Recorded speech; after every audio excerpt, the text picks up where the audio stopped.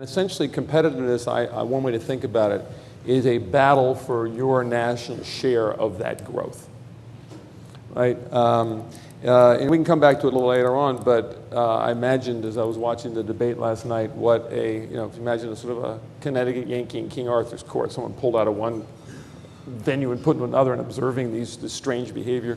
If you took sort of someone who thinks about competitiveness and productivity and watched that debate last night, there was almost nothing that was relevant to any of the issues that are vital to the future growth and productivity gains in our country and wealth creation.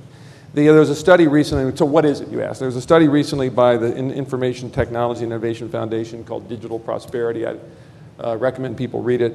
And it essentially broke all this down. Essentially, in the long and complicated analysis, but identified 6 or 7 main things that happen when you as we've made significant IT investments and generated, by the way, from 79 to 2005, 63% increase in productivity in this country, which explains almost all of the wealth gains that we've had.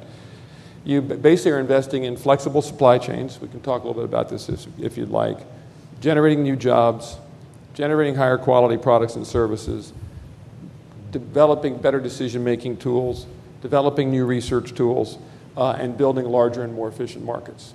The result of all that is that you end up, and think about the world we've experienced, you end up with less severe economic downturns. We've experienced in the last 25 years significant, you talk about peak to trough in terms of recessions. National Bureau of Economic Research has observed that our recessions have gotten less and less bad over the last 25 years as they were before that. Today, we're worried about a recession, but the technology economy continues to post significant, very high single-digit gains in growth. There's a sort of a divide out there between the financial services economy, people worry about what the technology economy is doing. The technology economy result is continuing to grow to generate disproportionate share of gain, more jobs.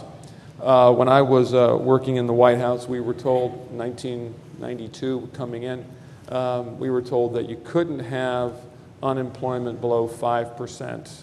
That was essentially full employment because beneath that you would generate massive inflation. Today we're very worried because unemployment has gone from 4.5 to 4.7%.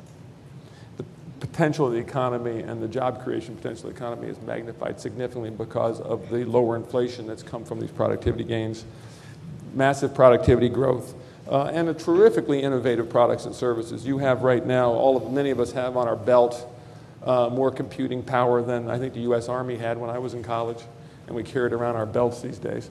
What that means is you sum all that up, and that's competitiveness. Higher per capita real incomes, higher per capita GDP.